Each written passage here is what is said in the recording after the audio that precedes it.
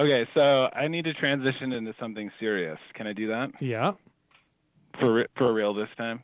sure. So, all right. So I practice immigration law, and up until this weekend, I was sort of under the impression that most of the changes were like, a lot of the fear was exaggerated, or things hadn't really changed that much. But I had a client call me on Sunday because she had a note left on her door by ICE saying, "Hey, we need to talk to you." So she went into the ICE office, which was the first mistake. But um, and she was detained. And the story goes, she came to the United States in 1987 when she was 1 year old, not by herself, obviously. They were apprehended and placed in removal proceedings, and she's got a removal order from 1988, which she never knew about until the officers, had her come in on Sunday, and she was detained. She's still detained, actually. Right. She's got four U.S. citizen kids, no criminal history. The crazy thing is she qualifies for like a million types of relief, so she's gonna get papers. And I talked to ICE about, well, first of all, on Sunday, I called ICE where she was, and they answered, and they put me through to voicemail, and then they didn't call me back, of course. Um, but then I talked to a removal officer on Monday, and I said, we're going to file a motion to reopen the old case. It's going to go to Virginia, and it's going to take, who knows, a month and a half to get a decision, and then another month to get a bond hearing. She's going to be in here for 3 months, or you guys could just let her out, and you could have her do check-ins every week or every day if you wanted. I don't care. And they just act like there's nothing they can do. Things have changed. There's a new sheriff in town. But it doesn't even make sense from their perspective, because, if you're ICE and you want people to cooperate, you don't want to have to go to houses and arrest people in front of their families and stuff. It would make sense to have people like that come in and check in and say, okay, talk to an attorney and come back in a month or a week and see where you're at in getting this resolved. But when you just pick up people like this, who like literally weren't forming memories in their brains when the removal order was entered, then you're instilling fear and you're making it less likely that the immigrant community will cooperate with you in the future. But it's just a tremendous waste of resources. Like I said, it would be one thing if like there was no light at the end of the tunnel for her. There was no way for her to get legal status, and we were just asking for her to like, oh, please let her stay illegally forever. That would be sort of one thing. I would still think that they should do that. But in this case, there's literally like 4 different ways we can get her legal status. She'll have a green card. But wait a second. Sure, but wait a second. A couple of years. Let me ask you this. All right. So you're arguing that from their logic, what they're doing doesn't even make any sense. And in those situations, I have generally found that it is the basic assumptions that you are making that are wrong. In other words, that whatever directive they got, there may be a directive that runs counter to the idea of just efficiency. It could very well be that they're doing this just to make an example and to intimidate her.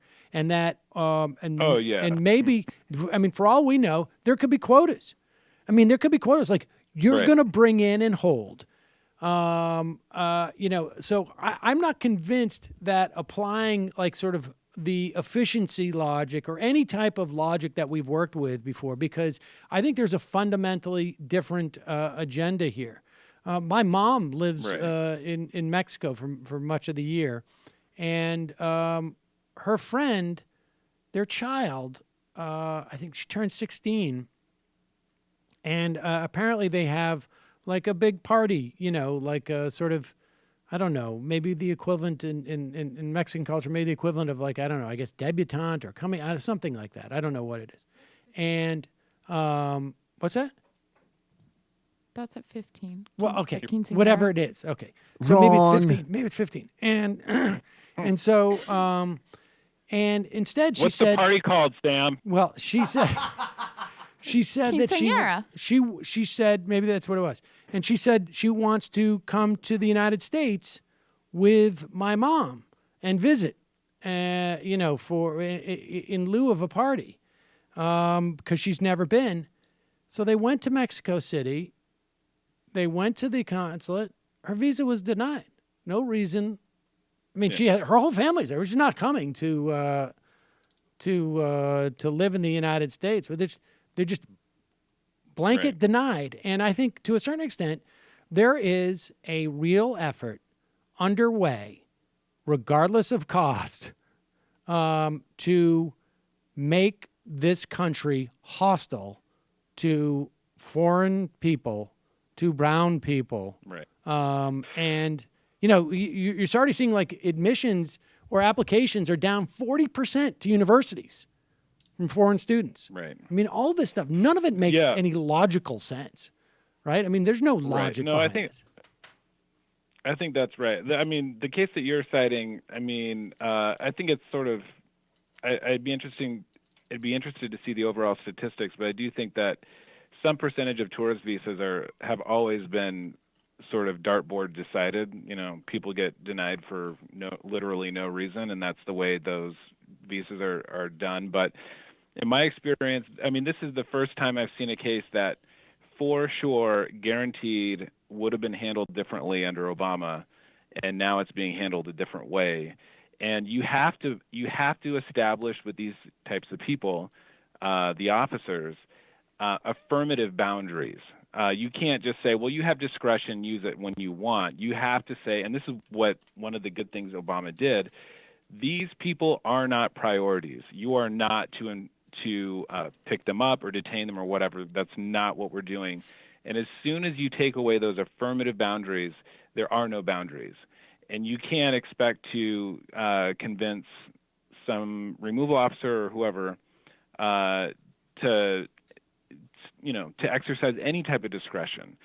Maybe occasionally you'll find somebody who will, but that's going to be totally random, and it's going to depend on their mood that day, and a host of other things. But it does kind of freak me out because I've got probably a dozen clients in this situation who, they've got old removal orders and they've been checking in, and under Obama they were sort of allowed to stay. And up until now, I've been sort of thinking, these people are probably all right. And now, I mean, I have no hope of. So what do you advise your client in that situation? So, do you tell them to keep going to the appointments? I mean, there's, I guess, yeah. I mean, we have to. I don't think, ethically I could tell them to run away and change their name, but. There's things that we can file, there's requests to stay and stuff, but the question will be how quickly they get denied and that sort of thing. So it's really, really, too bad. And it's, I don't know. This is also, I guess where I would highlight to people who thought, well, Hillary and Trump were sort of going to be the same, or Obama was bad on immigration. I mean, those things are true, but at least the second part, but there's real differences, and these people, the officers, you mentioned this the other day, but sometimes it's the police academy rejects, or people that just got back from military duty who are in the mood for cracking skulls, and they've been emboldened in a way that we haven't seen in a really long time. So. Anyhow, on that fantastic note, thanks for taking my call. Thanks for the call, Ronald Raygun. Hey, everybody. Sam Seder here. Donald Trump is a bad guy. Believe me. It's true. It is true. And you can subscribe to this channel by subscribing to this channel. It's true.